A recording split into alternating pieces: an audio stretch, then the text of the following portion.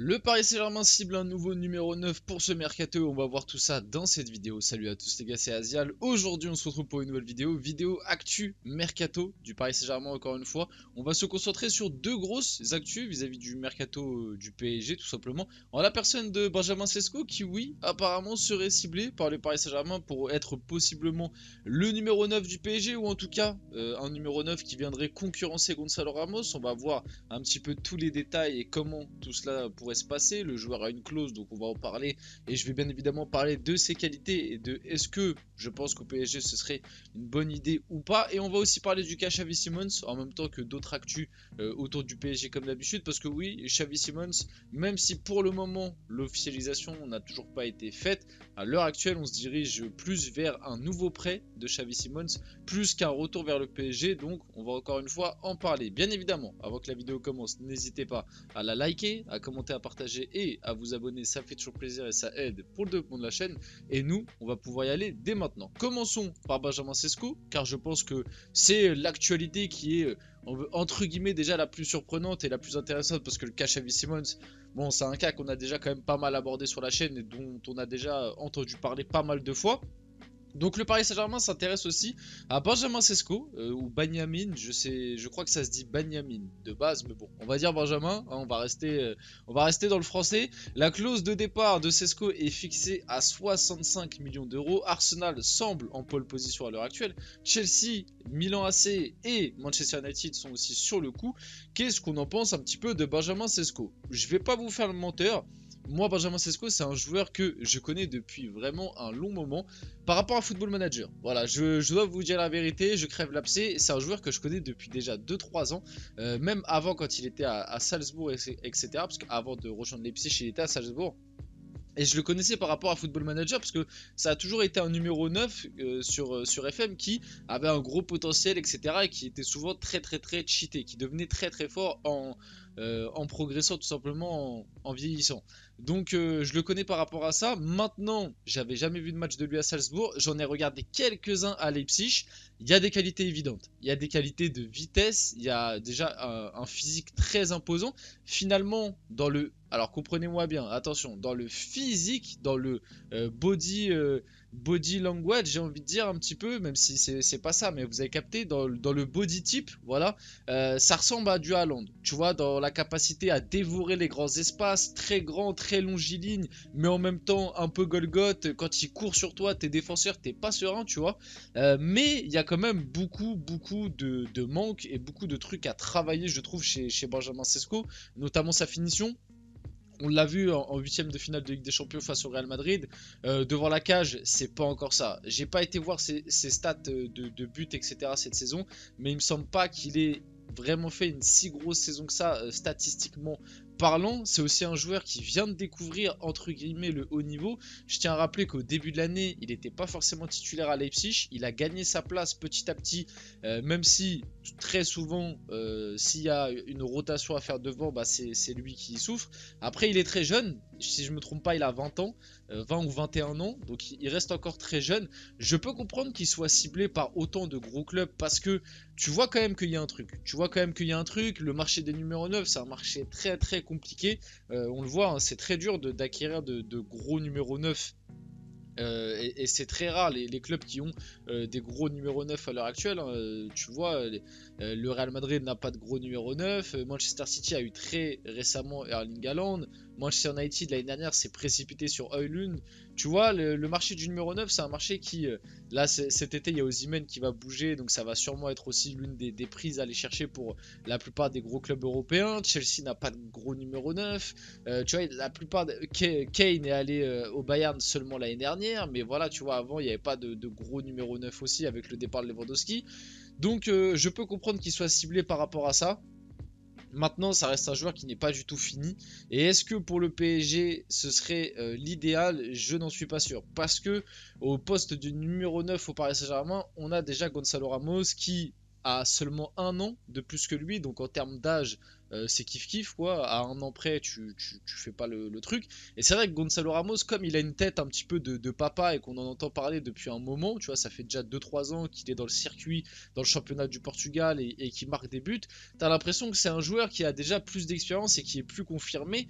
Mais finalement, Gonzalo Ramos, ça reste un très très jeune numéro 9, ça reste un très jeune attaquant. Il a 22 ans, donc je vois pas l'intérêt d'aller chercher un Benjamin Sesko. Moi, si tu me laisses le choix, il faut lui mettre une concurrence, ça c'est clair, comme un Bradley Barcola. Il faut leur mettre une concurrence, mais si je dois aller chercher un numéro 9 pour concurrencer Gonzalo Ramos et pour être potentiellement le numéro 9 titulaire du PSG, j'irai chercher un mec avec un peu plus d'XP.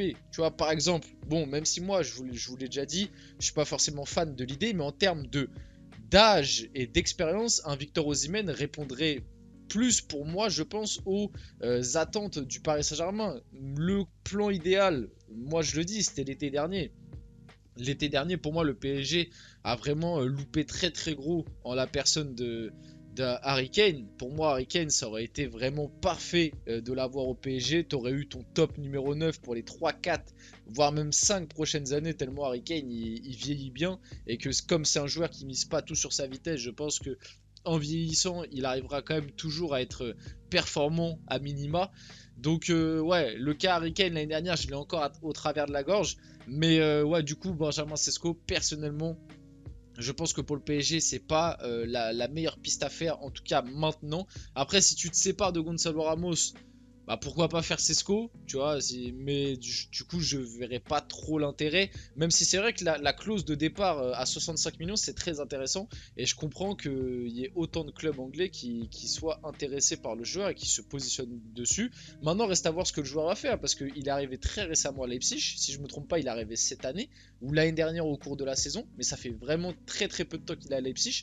Est-ce que lui de son côté il a déjà l'ambition de voir ailleurs? Je sais pas, ça reste à voir aussi, mais du coup pour le Paris Saint-Germain je ne me positionnerai personnellement pas dessus. Bon, on s'en rappelle, on va passer au cas Xavi Simons, que prêté au RB Leipzig par le PSG, Xavi Simons pourrait être disponible sur le marché des transferts cet été pour 60 millions d'euros. C'est ce qu'on avait lu très récemment, on s'était quitté sur ça sur la chaîne, comme quoi Xavi Simons ne voulait pas revenir au PSG et que le PSG pouvait potentiellement réfléchir à le vendre, même si on avait déjà dans l'imaginaire le côté oui mais le vendre ça va être compliqué, le PSG envisagerait de le reprêter, et au final c'est ce qui devrait se passer d'après Santigi FM. Xavi Simons ne rejoindra pas le PSG la saison prochaine, il sera de nouveau prêté. Paris aurait bien voulu le vendre cet été mais exclut cette éventualité car le PSV aurait obtenu un pourcentage à la revente qui du coup ne fera pas effet la saison prochaine. C'est pour ça que le PSG préfère le reprêter cette année et le vendre la saison prochaine. Ma théorie sur Xavi Simons continue de s'accroître les gars. Ma théorie sur Xavi Simons continue de s'accroître les gars. J'avais vu juste dès le début honnêtement sur le cas Xavi Simons, je peux me jeter des fleurs parce que entre guillemets, j'avais tout prévu, j'avais tout prédit depuis le début. Moi, dès que j'ai commencé à entendre les rumeurs, et ça date de décembre dernier ou janvier dernier, dès que j'ai commencé à entendre les rumeurs comme quoi Xavi Simons, il voulait pas revenir au PSG, il préférait rester en prêt du côté de Leipzig une année de plus, etc. Vous vous en rappelez des premières rumeurs qu'on a entendues lors du mercato hivernal dernier? Moi, je vous ai dit que ça puait, cette histoire ça puait, et que je pensais de plus en plus que déjà l'histoire l'été dernier elle est bizarre. Elle est bizarre, que Xavi Simons revienne au PSG un an après l'avoir quitté, sans passer par la case, tu fais des photos, tu mets un petit post pour le club, tu signes au PSG, hop, t'es direct prêté dans la foulée, alors que de base, tu devais rester si Neymar partait. Neymar est parti, au final, t'es quand même parti toi aussi. Donc bref, déjà dès l'été dernier, le plan était bourbier, et moi je vous l'ai dit direct, cet hiver, au mercato là, quand on a eu les premières infos, moi je sentais que Xavi Simons il était revenu au PSG parce que c'était sa seule solution de quitter le PSV, et moi je pense que ma vision est la bonne, je pense vraiment que Xavi Simons, et c'est pour ça que bah pour moi il faudra le vendre l'année prochaine, le vendre à un bon prix, hein, pareil si possible, parce qu'en fait, après peut-être que je peux me tromper, peut-être qu'au final là on va le reprêter un an, et que l'année prochaine il reviendra au PSG et puis il jouera, etc. Mais moi je sens que ce deal a été fait uniquement pour permettre à Xavi Simons de quitter le PSV l'été dernier.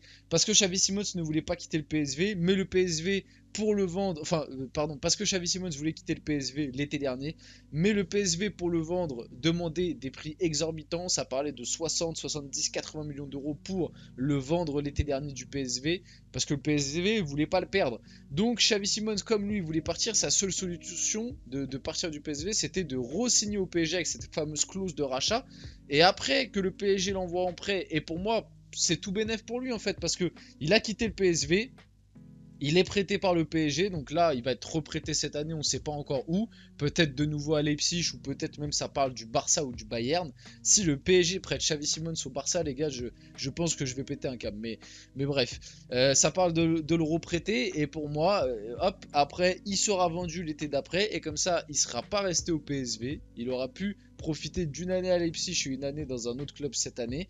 Et puis du côté du PSG, c'est tout bénef pour eux aussi parce que c'est un joueur qu'ils ont racheté 4 millions et qui vont pouvoir revendre minimum 50, 60, voire même plus.